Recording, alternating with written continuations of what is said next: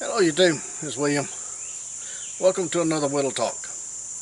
We're going to kind of answer some questions on the little Firebug that I put out the other day. This is the basic model, or the original basic model.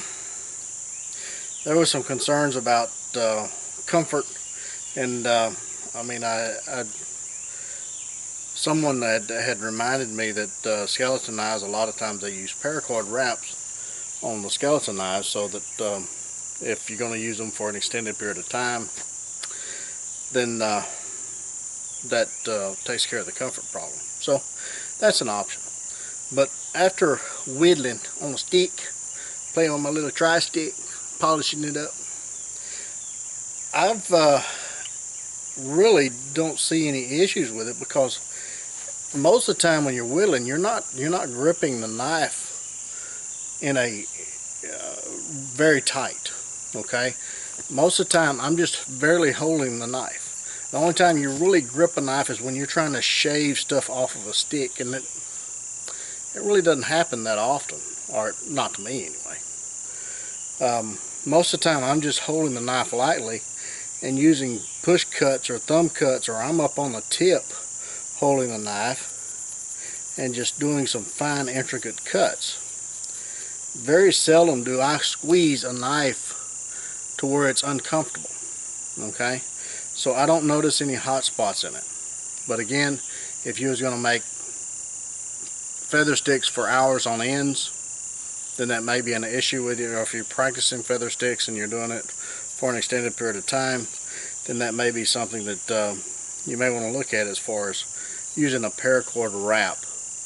And then once you're done, you can take the paracord off. I mean, you know, that's an option for you. But I find that the 3/16 steel is a pretty good thickness for something that you can actually hold on to, you can grip, and it's not that uncomfortable. I mean, it's not as comfortable as my standard handles, of course, but again, this is a utility knife. It's not a carving knife. It's not a extended use knife. Although, I mean, you could with the paracord wrap, I guess. But this is more of a companion knife to go along with other knives. It's a task knife, basically. So I just wanted to throw that out there for you guys to think about. But the most of the time when I'm whittling, see, I'm just barely holding the knife. I'm not squeezing it. I'm just barely holding the knife and letting the blade do the cut. I'm not trying to force the knife into the wood. Most of the time when you get hurt is you're trying to force the knife. You just let the knife do the work.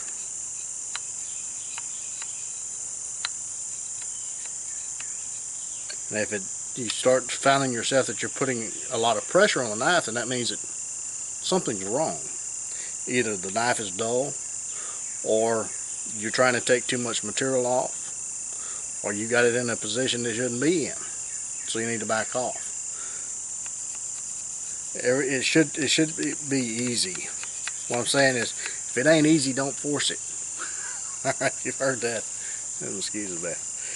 So, and two, again, when you're doing push cuts, you're just barely holding the knife with this hand, with the handle, and your force is coming from your other hand. So again, the narrowness or the lack of a handle isn't that much of an issue.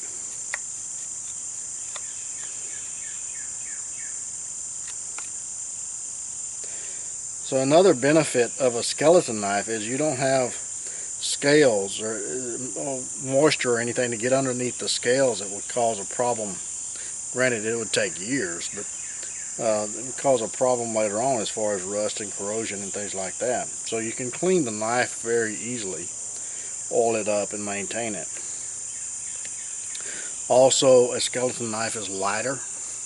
It has a thinner profile. So if you wanted to use it, say in town, then you could just stick it under your shirt and there's no bulge, there's no profile or anything that would be in the way. So I think that there's a lot of benefits to a skeleton knife. I think that the benefits far outweigh the problems associated with them. The only thing that I know of on a skeleton knife that people have an issue with is they say it hurts the hand. Well, I guess if you was going to use a knife for an extended period of time for several hours, then yeah, it probably would get a little uncomfortable. But plan ahead. Take some paracord with you. Use the paracord. Just do a quick wrap on the handle and you're done. So I just wanted to throw those little tidbits out there to you and get you guys to thinking about that. I never showed this knife in use. So basically, let's just go through an anatomy of it right quick. Of course, it has the Woodsman's grind. It has a distal taper from about here all the way to the point. So it actually cuts and slices like a very thin, full, flat blade. Has some thickness or meat on the blade here. So you could do some light batoning with it. I wouldn't want to do some big material. I would say probably inch and a half material would work perfect for this little knife. Large enough to get into the center of it to get some dry material if you had to. Okay, but again, be selective on your wood. Get something that has straight grain, that doesn't have a lot of knots. Just be smart with it. The tip is very fine tip so that you can get in there and do that intricate carving inside those little openings in there.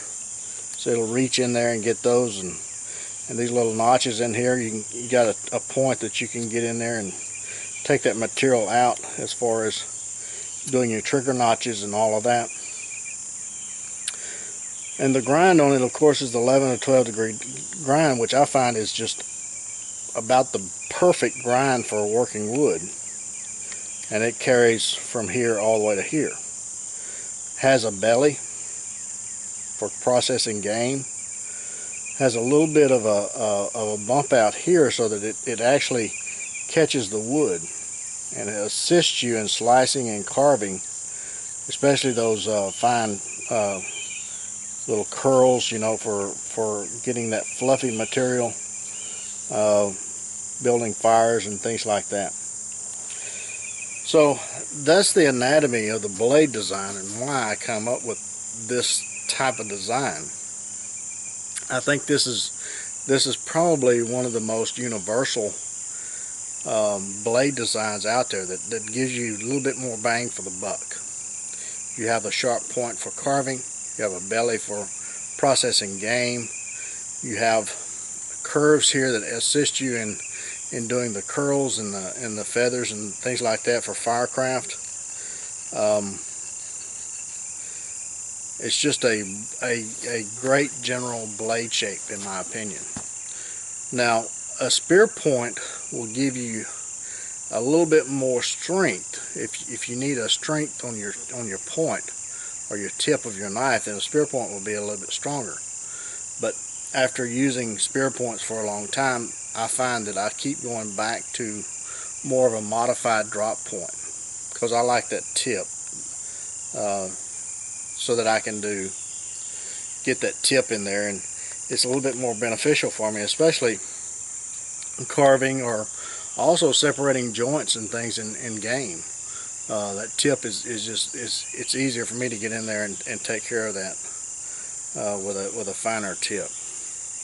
And if you're careful with it, you're not gonna break the tip. I think a spear point is a good point for, say, survival knives and things like that, where you need a robust knife, which the stranded Woodsman has more of a spear point for that reason. Okay, so that's enough of me rambling and talking about the little knife and kind of giving you my thought process. I know I introduced it the other day, and I really didn't show the benefits of it or the thought process behind the design of it. But that's what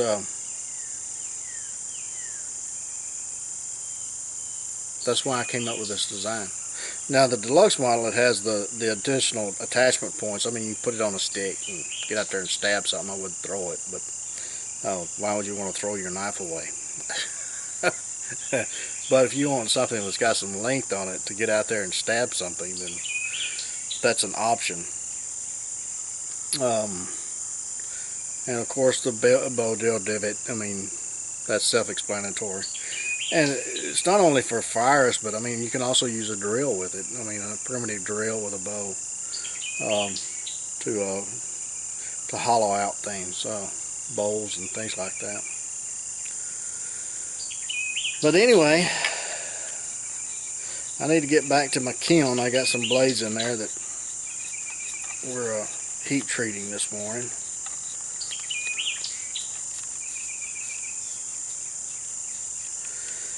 But as I've sat and waited on blades to heat treat and so for the next step and process, I've been using this knife. I've used this knife constantly for about 4 days or so.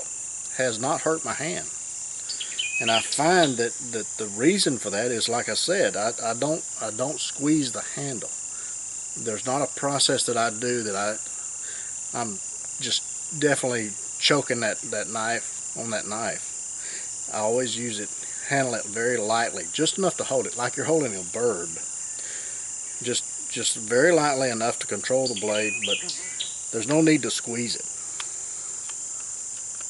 And two, when you're doing cuts, most of the time you're not holding the knife. Even when I do feather sticks, I'm not squeezing the knife. I'm letting the knife do the work. Okay? So I'm not just really squeezing it. I'm just barely holding the knife to where it doesn't fall out of my hand and I can control the blade. Hope all this makes sense. Okay? Food for thought. You guys get out in the woods, go whittle on a stick in the backyard, build a fire, roast a weenie, take a child with you if you have the opportunity. Try some of these techniques. Be whittling on a stick. See how your knives perform. And if you do, take plenty of band-aids and lots of knives. We'll catch you again soon. Bye.